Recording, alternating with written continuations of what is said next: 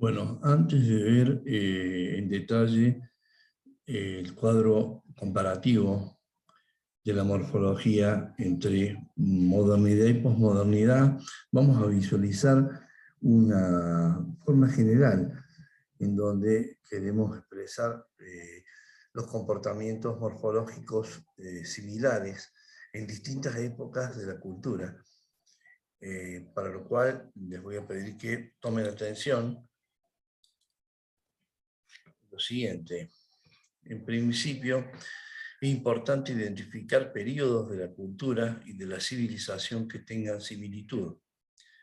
Ello no significa la doctrina del eterno retorno de lo mismo, sino que nosotros ya hemos hablado suficientemente sobre la metodología de la dialéctica como elemento compositivo de la historia.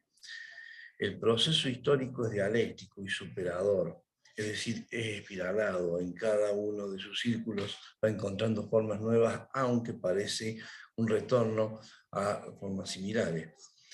En él se encuentran las formas de la cultura conteniendo estructuras similares con diversidad de contenidos. Es decir, la unidad y la diversidad juegan acá como formas constitutivas del mismo proceso.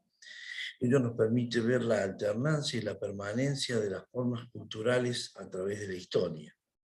Así, reconocemos las formas primitivas de la organización humana en el desarrollo de las grandes culturas, estructuras civilizatorias, como la egipcia, la clásica, greco-romana, la occidental, que son los ejemplos que vamos a tomar seguidamente.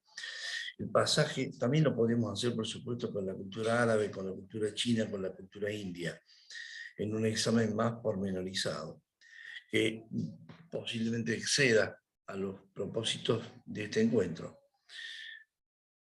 El pasaje de la cultura agraria a la urbana y de esta a la formación de los grandes imperios nos permite observar mediante una morfología comparada los rasgos permanentes de la cultura en su totalidad.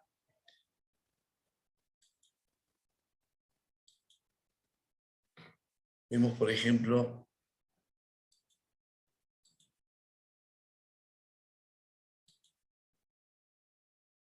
la morfología comparada en el periodo inicial. Vamos a establecer una relación entre el antiguo egipcio, el periodo clásico de la cultura occidental, y vemos que en la época de Menem, 3200 a.C., se une el Alto y el Bajo Egipto como primera configuración, conformación orgánica de un estado previo, de un estado incipiente. Ocurre algo similar en la cultura micénica, 1600 a 1200 a.C., en la organización urbana sistemática de un sistema que promueve una escritura única y una identidad cultural a través de determinadas formas de arte que nos permiten visualizar también un modo de organización primaria. Y la cultura occidental ocurre algo similar. Desde el 500 al 900, es decir, posterior a la caída del Imperio Romano hasta el 900, en la época de los francos, y la época de los visigodos y ostrogodos, y la composición de las distintas organizaciones que van a dar lugar después a la formación ya en el 900, ¿no es cierto?, en la Navidad del 800, con la conformación de un nuevo régimen con Carlomagno. También hay un proceso de conformación que va desde el 500, en donde estaba todo derrumbado, a la reconstrucción de eso, de ese orden, que es el orden posterior a la caída del Imperio Romano. La formación del Estado moderno. La ciudad impone su economía al campo. En el siglo XIV surge el Estado, el dinero se impone a la propiedad territorial, el nacimiento del tercer estado, la burguesía, la época de pestes y de miserias, las monarquías se empoderan, el principio del absolutismo. son rasgos que encontramos como determinantes, presentes, que nos permiten establecer esa vinculación y las formas comparativas de la cultura. Volvemos al caso de la relación tripartita de Egipto, periodo clásico y cultura occidental. Aquí se dan las dinastías 11 y 12. En la anterior eran las cuarta y la sexta, en el periodo más bien feudal, ¿no? En Egipto. Aquí son las 11ª y la 12ª, con Sesostris, Amenemhet. El periodo clásico, las tiranías de Calicles y de Poliandro. El demos absoluto de Pericles, es decir, la expresión última y más acabada de la democracia como forma exultante. Y la segunda tiranía de Dion de Siracusa. La cultura occidental ofrece similares perfiles.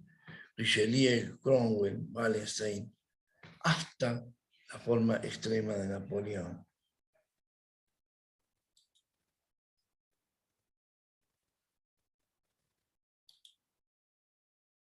Bueno,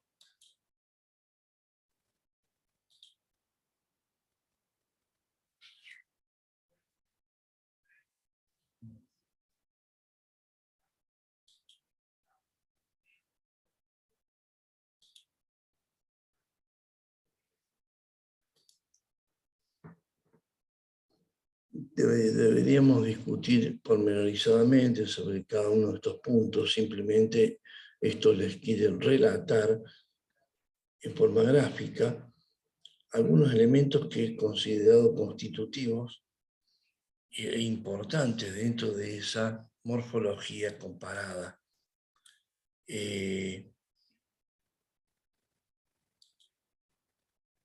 Desde el periodo inicial, pasando por el feudalismo. En el feudalismo hay características propias que se repiten todavía en el presente, ¿no? Como una sociedad estamental, la nobleza, el clero, los vasallos, el ideal social, la nobleza caballeresca, la religiosidad, el tradicionalismo, el campo se erige sobre la ciudad. Hay distintas comarcas y distintos lugares que todavía conservan este cuadro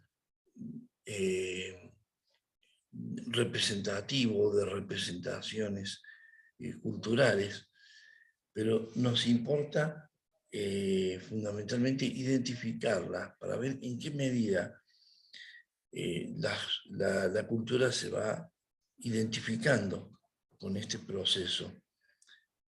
Y para nosotros, fundamentalmente, es reconocer la importancia de reconocer estas categorías en cada época y en el presente también. Luego entonces continuaremos con, a partir de detectar esta conformación regular dentro de la morfología comparada de la historia. Vamos a continuar ahora con la representación comparativa entre modernidad y posmodernidad y la irrupción de categorías de pensamiento, de comportamiento, de identidad manifiestas en lo posmoderno contra lo moderno.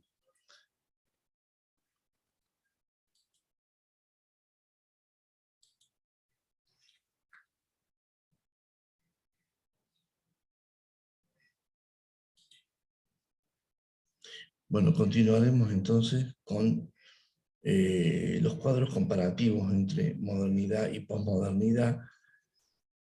Solamente quisimos establecer y dejar visualizar esta regularidad que existe en los distintos periodos, en distintas formaciones de civilización que guardan una relación muy llamativa, ¿no?